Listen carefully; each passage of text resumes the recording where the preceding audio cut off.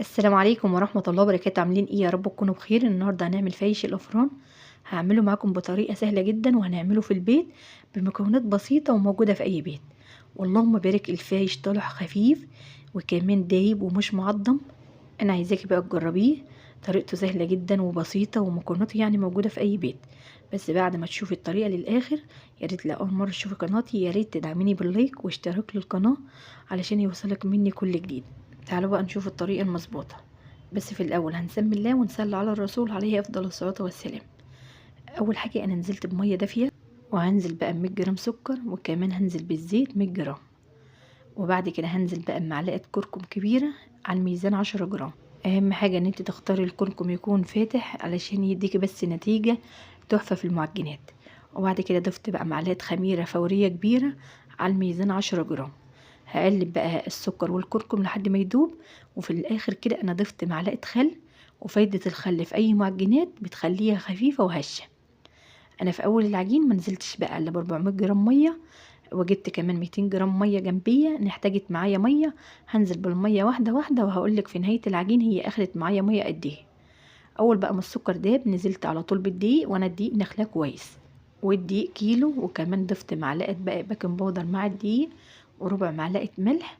وفي اول العجين هنقلب بالمعلقه. وبعد كده اول ما الدقيق يختفي هنشيل بقى المعلقه وننزل نعجن العجينه بايدنا ونظبطها. بس يا ريت تضيفي الكركم في الاول مع المكونات، ما تضيفوش مع الدقيق بس علشان لون العجينه تبقى معاكي مظبوطه. بعد كده بقى هطلع المعلقه وهنزل اعجن بايدي. بس كان فيها دقيق فنزلت بالميه واحده واحده لحد ما الدقيق اختفى. انا عايزاكي بقى تظبطي خطوه العجين علشان هي اهم خطوه. خلي بقى العجينه في الاول كده يابسه، ونحتاجت معاكي ميه تقدري بقى تطريها. العجينه الطريه هتغلبك في وقت العجين وفي التشكيل. وكمان لو ضفت لها دقيق هتلاقي بقى المكونات كلها باظت معاكي. يا ريت بقى في اي معجنات تمشي على نفس خطوات العجين. العجينه اليابسه نقدر نطري فيها واحده واحده. كل بقى ما العجينه احتاجت معايا نزلت واحده واحده كده.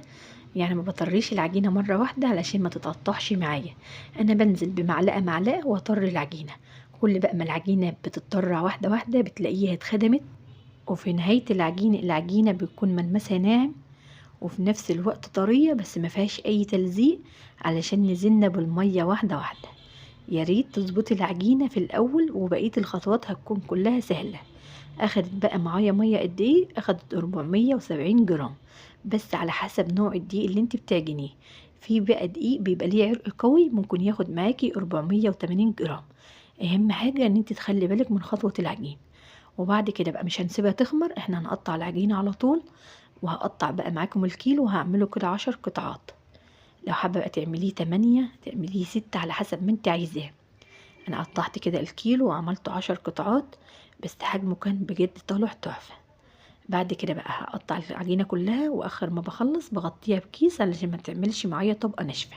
انا بقى هشتغل في العجينه على طول، يعني مش هسيبها تريح خالص غير مره واحده بعد التشكيل. انا هفرد بقى في الاول كده على شكل طولي. بس تشيلي العجينه لو لقيتي فيها تلزيق على بسيط، ممكن بقى ترشي رشه دقيق بسيطه او مسحه زيت. وبعد كده تكملي بقيه الفرد. فرد العجينه سهل جدا، مش عايزين بقى سمكها يكون تخين معانا قوي او سمكها رقيق قوي. يعني نخلي السمك كده في الوسط. اللهم صل وسلم وبارك على سيدنا محمد وعلى ال سيدنا محمد. يا ريت بقى لو لسه بتشوفيني يا ريت تدعميني بلايك جميل منك. يلا بقى حطوا لايك وتعالوا نكمل مع بعض بقية الخطوات. عايزين بقى واحنا بنلف كده الفايش، كل لفة نضغط عليها شوية علشان بس ما يكونش فيه فراغات من جوه. بعد كده كل بقى ما نلف طبقات اكتر كل ما الفايش هيبقى معانا خفيف وهيديكي بقى نتيجة تحفة. لو لقيتي بقى العجينة بتتلزق معاكي جامد، تقومي بقى كده بمعلقة دقيق واحدة او بمعلقتين وتيبسي العجينة شوية. المكونات ما تخافيش ما تقلقيش مش هتبوظ معاكي، لو زودت عن كده دقيق هتبوظ معاكي. اهم حاجه ان احنا نحاول كده نظبط العجينه علشان هي اهم خطوه. باجي بقى في الاخر كده واقفل العجينه. العجينه بقى تقفيلها سهل جدا علشان هي مخدومه، بتتقفل معايا بكل سهوله. العجينه المظبوطه تعرفيها وانت بتقفلي العجينه. لو لقيتي بقى بتضغطي على العجينه تقفل معاكي يبقى كده عجينتك مظبوطه. لو بتضغطي عليها والعجينه بتفتح يبقى كده العجينه يابسه. هقولك بقى ان هي كده كانت عايزه معاكي معلقه ميه واحده بس علشان تخدميها. بعد كده بقفل بقى كده والفه كمان علشان اتاكد ان هو اتقفل معايا كويس، واشيله بقى واحطه في الصاج. الصاج بقى اللي انا هسوي فيه ما يكونش ممسوح اي ماده دهنيه، وكمان بظبطه بعد ما بحطه في الصاج علشان يبقى شكله مظبوط معايا بعد السوا. عملت معاكم بقى واحد كمان وقفلته من الاطراف واقفله كويس، وبعد كده هلفه تاني واشيله بقى واحطه على طول في الصاج. يعني تشكيله سهل جدا ومفيهوش اي حاجه صعبه، واي حد يقدر يعمله. لو ما جربتيش بقى تعملي الفايش في البيت يا ريت تقومي تجربيه، حتى لو هتعملي نص كيلو بجد بيقطع كميه بجد تحفه. بس اهم حاجه تظبطي المقادير وتظبطي العجينه علشان بس يطلع معاكي خفيف ويكون كده دايب وما يكونش معضم. انا كده بقى خلصت الكميه ووسعتها بعيد عن بعضيها علشان لسه هيخمر. هغطيها بقى بالكيس وهسيبها لما تخمر.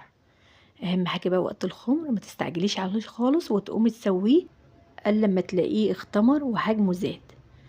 انا اخد معايا بالظبط كده في الخمر، اخد معايا ساعه الا تلت علشان الجو برد. في الصيف كان بياخد معايا نص ساعه بس. قمت بقى على طول شغلت الفرن يسخن، واول ما سخن وطيت البلاطه خالص زي الشمعة ووطيت الجنوب علشان بس يستوي معايا مظبوط. ودرت بقى الصاج كل شويه. اللهم بارك لقيته بقى ارتفع وشكله زي ما انتوا شايفينه كده، اللهم بارك. ولا فتح معايا وهو بيستوي. وكمان اللهم بارك بجد طلع تحفه. لو هتسويه بقى في فرن البوتاجاز يا ريت تمشي على نفس الخطوات. شغلي الفرن قبليها ب10 دقايق، واول ما بيسخن بتدخلي الصاج، بس بتخليكي بقى جنبيه وتديريه بقى كل شويه علشان حجمه بقى يرتفع معاكي ويستوي معاكي مظبوط، يكون على النار هاديه خالص.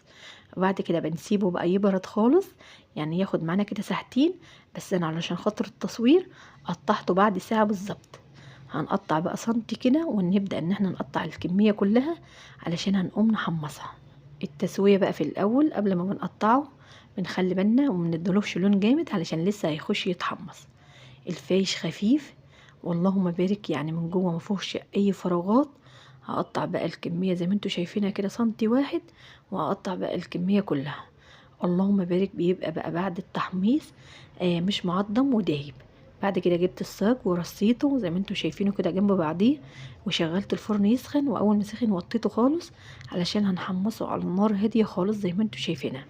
انا كده جايبالك التسويه مرتين بعد ما سويته وكمان وانا بحمص الفايش. اهم حاجه بقى على نار هاديه وتديري بقى الصاج كل شويه علشان بس يديك اللون في الاخر تحفه. وكمان ريحه الفايش وهي بتتحمص بجد طالعه تحفه. ادي بقى شكله في الاخر على نار هاديه خالص وحمصته. اللهم بارك، ريحته بجد تحفه وكمان دايب ومش معضم خالص. بتمنى بجد ان انت تعمليه بس تمشي على نفس الخطوات. اتمنى بقى ان يكون شرحي بسيط، واتمنى ان انت تعملي بلايك واشتراك للقناه. استناني